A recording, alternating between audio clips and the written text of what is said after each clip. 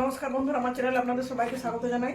তো বন্ধুরা, আমরা কম বেশি সকলে চাউমিন খেতে খুবই পছন্দ করি। এছাড়া রাস্তার ধারে স্ট্রিট ফুডের দোকানগুলো থেকে চাউমিন খাই।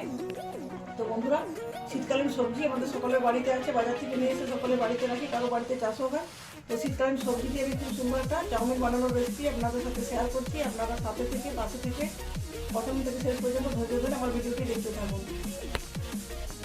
তো বন্ধুরা, চাউমিন বানানোর জন্য কী কী উপকরণ নিয়েছি সেগুলো আপনাদের সাথে শেয়ার করছি। অবশ্যই আমি আমার পছন্দ মতো সবজি এখানে ব্যবহার করছি, আপনারা আপনার পছন্দ মতো সবজি ব্যবহার করবেন। এখানে নিয়েছি দেখুন চাউমিন বানাতে চাউমিন তো লাগছে। এখানে আছে গাজর, নিয়েছি এখানে আলু, ফুলকপি, বাঁধাকপি, ক্যাপসিকাম, এখানে আছে মটরশুঁটি আর কুচনো কাঁচা লঙ্কা আর দুটো পেঁয়াজ কুচিয়ে নিয়েছি। তো বাকি যে উপকরণগুলো লাগবে সেগুলো অবশ্যই ভিডিওর মাধ্যমে আপনাদের দেখাবো। আর চাউমিনটা সিদ্ধ করার জন্য কড়াইতে আগে থেকে জল বসিয়ে দিয়েছি, সেই জলের মধ্যে লবণ আর 1 চামচ সাদা তেল দিয়ে চাউমিনটা সিদ্ধ করে নেবো। তো চলুন বন্ধুরা, এবার যাই চাউমিন বানানো শুরু করি। তো বন্ধুরা দেখুন, চাউমিন সিদ্ধ করার জন্য কড়াইতে আগে থেকে জলটা বসিয়ে দিচ্ছি। জল গরম হয়ে গেছে, গরম জলে দিয়ে দিচ্ছি লবণ, ছোটো চামচে 2 চামচ, আর 1 চামচ দিচ্ছি সাদা তেল, যাতে চাউমিনটা সিদ্ধ হওয়ার পর কারো গায়ে লেগে না যায়, ছেড়ে ছেড়ে থাকে। এই গরম জলে লবণটা মিক্স করে নিচ্ছি। চাউমিনগুলো গরম জলের মধ্যে দিয়ে 3-4 মিনিট ধরে সিদ্ধ করে নিচ্ছি। তাহলে যথেষ্ট। তারপর এখান থেকে তুলে ঝাড়ি জালেটার মধ্যে নিয়ে এক্সট্রা জলটা ঝরিয়ে নেব। তো বন্ধুরা দেখুন, 3-4 মিনিট সময় ধরে চাউমিনটা সিদ্ধ করে নিচ্ছি। সিদ্ধ হয়ে গেছে, গ্যাসের ফ্লেমটা অফ করছি। তারপরে ঝাঁঝরির সাহায্যে তুলে এই ঝাড়ি ডালটাতে এক্সট্রা জলটা ঝরিয়ে নিচ্ছি। আর কড়াইটা পরিষ্কার করে নিয়ে ফিরে আসছি। কড়াইটাতে বাকি কাজটা করব।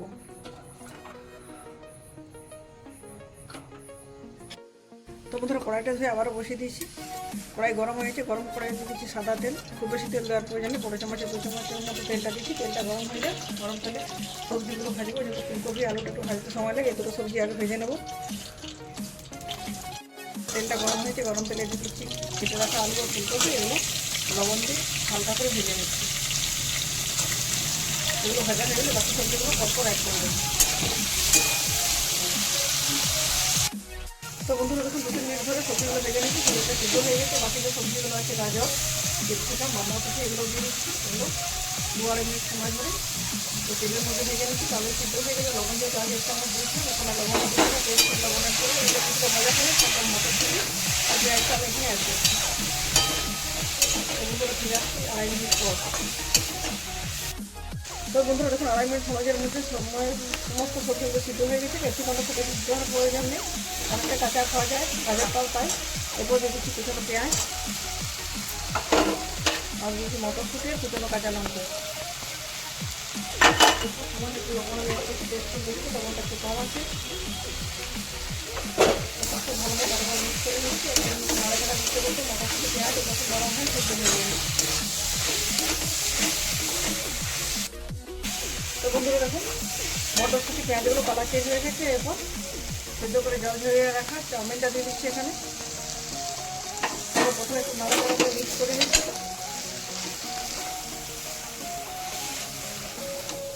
আমি এখানে ডিমের ব্যবহার করছি না, আপনারা যাতে ডিম দিয়েও খেতে পারেন।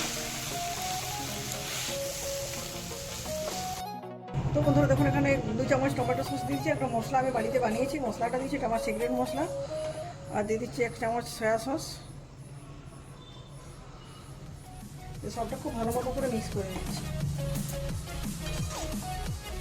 যেহেতু আমার চাউমিনটা বানানো রেডি হয়ে গেছে, গ্যাসের ফ্লেমটা অফ করে দিচ্ছি এখন আমি।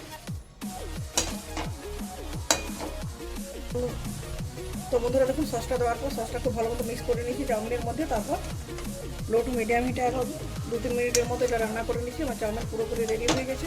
তো চলুন একটা প্লেটে সার্ভ করছি। তো বন্ধুরা দেখুন, শীতকালীন শাকসবজি দিয়ে ঘরোয়া পদ্ধতিতে আমি চাউমিন বানালাম। চাউমিনটা দেখতে যেমন সুন্দর, খেতেও অপূর্ব স্বাদের হবে, রেস্টুরেন্টের স্বাদকেও টেক্কা দিতে পারবে। তো বন্ধুরা, বাজারে চাউমিন না খেয়ে বাড়িতে এরকম শীতকালীন শাকসবজি দিয়ে চাউমিন বানান, খেয়ে এবং খাইয়ে আনন্দ পান। আমার আজকের রেসিপিটি কেমন লাগলো অবশ্যই কমেন্ট করে জানাবেন। যদি ভালো লাগে বাড়িতে একবার বানাবেন। ভিডিওটিতে লাইক, শেয়ার এবং চ্যানেলটি সাবস্ক্রাইব করে না থাকলে চ্যানেলটি সাবস্ক্রাইব করে পাশে থাকা বেল বাটন অন করে দিয়ে আমার পাশে থাকবেন। আমার চ্যানেলের সমস্ত ভিডিওতে কমেন্ট করে জানাবেন। ধন্যবাদ। আজকের মতো এ পর্যন্ত। পরের দিন দেখা হবে নতুন কোনো রেসিপির সাথে।